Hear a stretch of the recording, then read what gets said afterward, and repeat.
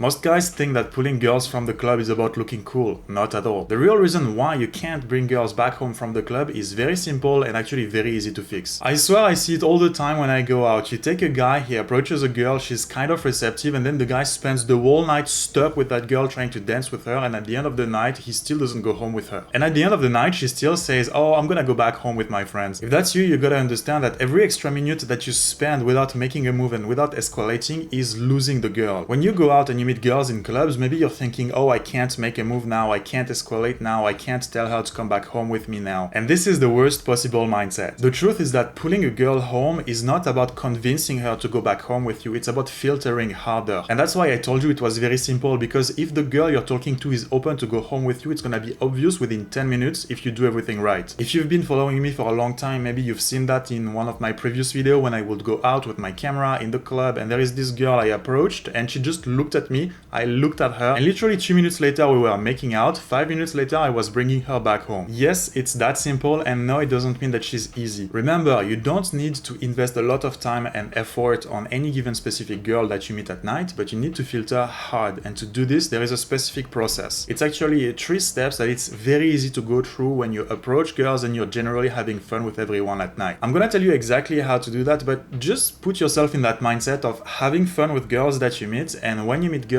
you go through those 3 steps and it's gonna be extremely easy to pull them back home. Okay, so let's say you go out to a party, it's a private party in somebody's house, or you go out to the club, you're gonna approach girls while having fun, and that's gonna be your first step. You start the conversation with her and you see if she's receptive to talk to you. This is pretty much the easy part and everyone knows that. You approach a girl, does she reject you? Yes or no? That's the first step, very simple, but I think it's important to mention it because some guys, even when they get rejected at first, they think that they can try again if they stay longer with the girl. I understand that the old school pickup advice will tell you to go up to a girl and to stay there the whole night so that at the end of the night when she's horny and she had fun, you can pull her back home then. But in practice, it's very random, very inconsistent, and you don't even have to wait that long to pull a girl back home. So that's the first thing, very simple, you start the conversation. Then the second thing that you need to do is to run a few compliance tests. So compliance tests is basically the idea that you're going to lead your interaction in a certain direction and you're going to see whether or not the girl you're talking to complies with that.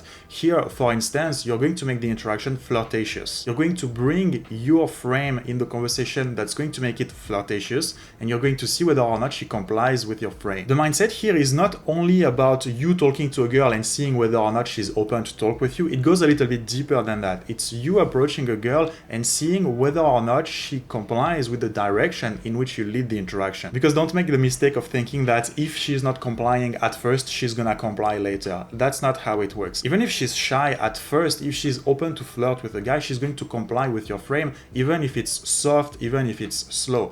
But if you try to flirt with her and she's totally dismissive of that frame, there is no point staying with her longer, it's not gonna change her mind. Okay, maybe 1 time out of 10 if you spend the whole night with her and she gets a little bit drunk or a little bit horny by the end of the night, you might end up with her. But again, that's very inconsistent and that's pretty much random, and we're not here to meet girls randomly. We are here to have systems that work. At night, compliance tests are extremely simple. For example, if you're in a party where you can talk and it's not too loud, just spend time with her, talk to her, get to know her. If at some point she decides to spend more time talking to you than partying with everyone else, it's a sign she's complying with what you're trying to do. If it's a venue that's too loud to talk, stay around her and from time to time play with her, from time to time touch her. For example, you can poke her, you can tickle her, you can take her hand and make her spin, see how she reacts. That's gonna be your point of entry. If she doesn't react positively to this, bro, there is no point staying longer around her. Because here, keep in mind, I'm not telling you to directly like grind with girls, I'm telling you to just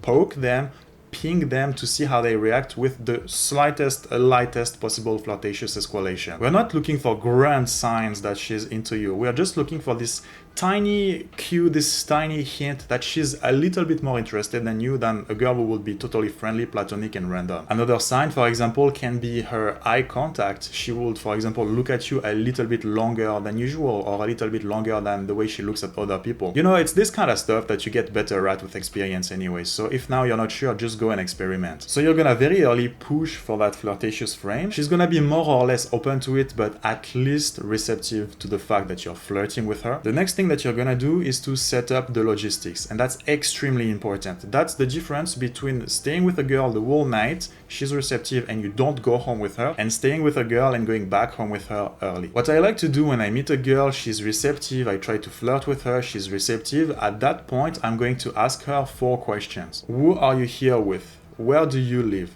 What do you do after tonight? What do you do tomorrow? You ask her those 4 questions and you know exactly whether or not she's available logistically for you to pull her back home. Now, at that point, depending on how hard she engaged with your flirtatious frame, you can do it right now, you can pull her home right now, or you need to spend more time with her to make her more comfortable. But you have to do things in that order. You can't start your interaction with a girl by just hanging next to her the whole night and then at the end you try for the logistics. Once she's receptive, once she's okay with the flirtatious frame, and once you know that her logistics are favorable to you, what you do next is you try to escalate the intimacy, you try to escalate the flirt, you touch her with a little bit more intensity and you see how she reacts. The way she reacts to this is going to tell you exactly how fast you can pull her back home. Some girls, you just look at them, they are receptive, they look back at you and they hold the eye contact. You just extend your hand, they grab your hand, you pull them close to you, they come close to you, you go for the make out, they make out with you, and then you tell them, let's go there together, and they come with you. It can be that quick. Some other girls, you have this longer eye contact, but for example, when you try to pull them closer to you, they are a little bit shy, they are a little bit hesitant, and maybe those girls, they are going to need more time. But really what I'm trying to tell you here is that it's not about the time that you spend with her, but it's about how receptive she is and about your ability to act on how receptive she is so that you don't waste time on the wrong girls. And the whole point is that instead of spending your whole night on one girl to maybe, if you're lucky, pull her back home at the end, you're going to approach a bunch of girls, you're going to see who is receptive, and you're going to see where there are windows to pull girls back home. It's very efficient because you leave nothing to chance. If you approach a girl and she seems receptive, but you see that it's going to take you more time because she's not comfortable yet, or that her logistics are not good, you can just take her number and tell her, let's talk later.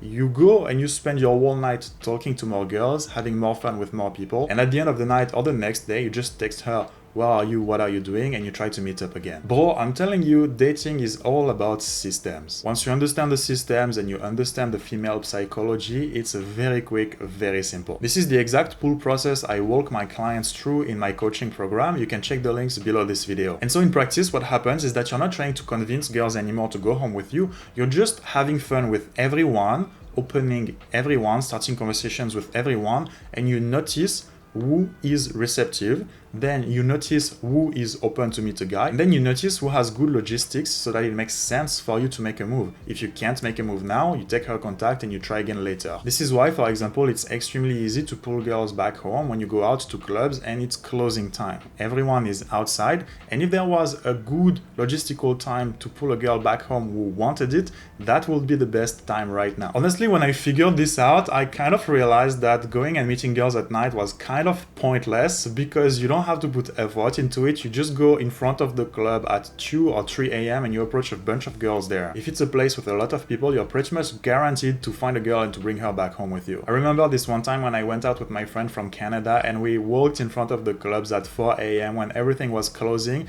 and he opened a group of 2 girls, he talked with them for 5 minutes, then he introduced me to the friend of the girl he was talking to, and 5 minutes later he was telling his girl, let's go back home together. And me being a good wingman, I told the other girl, well, you know what, they want to be together, let's walk together there in the direction of my hotel. And it took 10 minutes to bring a girl back to my place, and I did 0 effort. At the end of the day, bringing girls back home from the club is not complicated. It's not about convincing them to go home with you, but it's about finding who is already ready.